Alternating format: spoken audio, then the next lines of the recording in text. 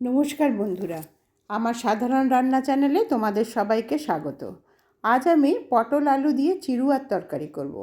পটল আলু চিড়ুয়ার তরকারি করার জন্য লাগবে পটল, আলু, লবণ, হলুদ আর গোলমরিচের গুঁড়ো। এছাড়া ফোড়নের জন্য লাগবে শুকনো লঙ্কা আর কালো জিরে। খুব অল্প মশলায় একটা মুখরোচক তরকারি, বেশ ঝাল ঝাল করে তরকারিটা হয়, রুটি দিয়ে খেতে খুবই ভালো লাগে। পটলগুলো দেখো আমি কিভাবে কাটলাম। পটলের গায়ের খোসা কিন্তু সম্পূর্ণ ছাড়াবো না, কিছুটা কিছুটা গায়ে খোসা রেখে তারপরে ওটাকে আমি তেরচাভাবে কেটে নেব। আলুগুলোকেও আমি সরু সরু লম্বা লম্বা করে কেটে নেব। এরপরে কড়াইয়ে তেল গরম হলে তার মধ্যে কালো জিরে আর শুকনো লঙ্কা ফোড়ন দেব। আমি এখানে দুটো শুকনো লঙ্কা মাঝখান থেকে ভেঙে ফোড়নে দিয়ে দিয়েছি আর দিয়েছি কালো জিরে। এরপরে যখন ফোড়নের একটু গন্ধ বেরোবে সেই সময় আমি দেব পটলটা প্রথমে আমি দেব। পটল আর আলু কিন্তু একসাথে দেব না, প্রথমে পটলটা দিয়ে একটু ভাজবো 2 মিনিট। ভাজার পরে আমি আলুটা দেব। পটলটা যখন একটু সামান্য ভাজা হবে, পুরো না, একটু ভাজা হবে, সেই সময় আলুটা দেব। আলুটা দিয়েও আবার ভাজতে থাকবো। তারপর আমি লবণ আর হলুদ দেব। লবণ আর হলুদ দেওয়ার পরে কিছুক্ষণ ভেজে যখন ভাজা মশলার গন্ধ বেরোবে সেই সময় আমি দেব জল দিয়ে পরিমাণ মতো জল দেব। জল দিয়ে আমি ওটা ঢাকা দিয়ে প্রায় 10-15 মিনিট রেখে দেব। এই তরকারিটা রুটির পক্ষে খুবই ভালো একটা তরকারি। গোলমরিচ দিয়ে বানানো হয়, এটাকে বলে চিড়ুয়ার তরকারি। আমরা এই তরকারিটা প্রায়ই বানাই। তোমরাও বাড়িতে এই তরকারিটা বানিও, রুটি দিয়ে খেও, আর আমাকে অবশ্যই কমেন্ট করে জানিও কেমন লাগলো। আর ভালো লাগলে আমার চ্যানেলটা তোমরা লাইক করো, শেয়ার করো।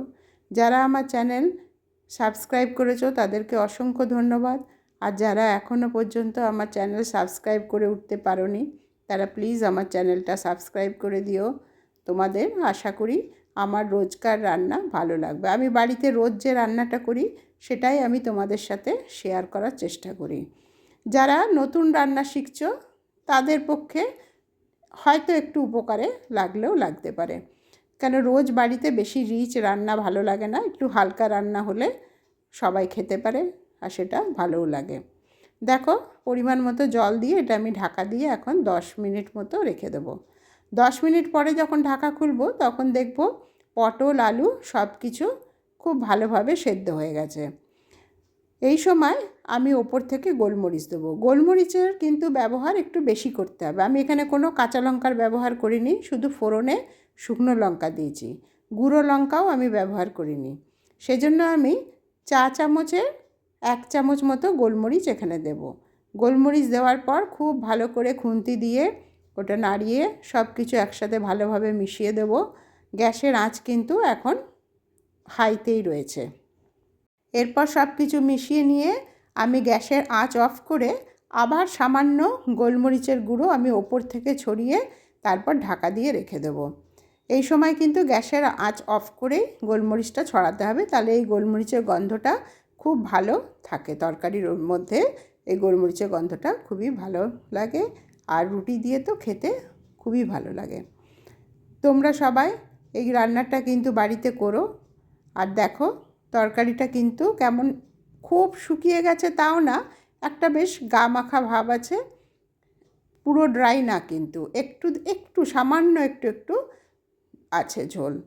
হ্যাঁ, এটা একটুখানি ঝোল থাকলে ভালো লাগবে।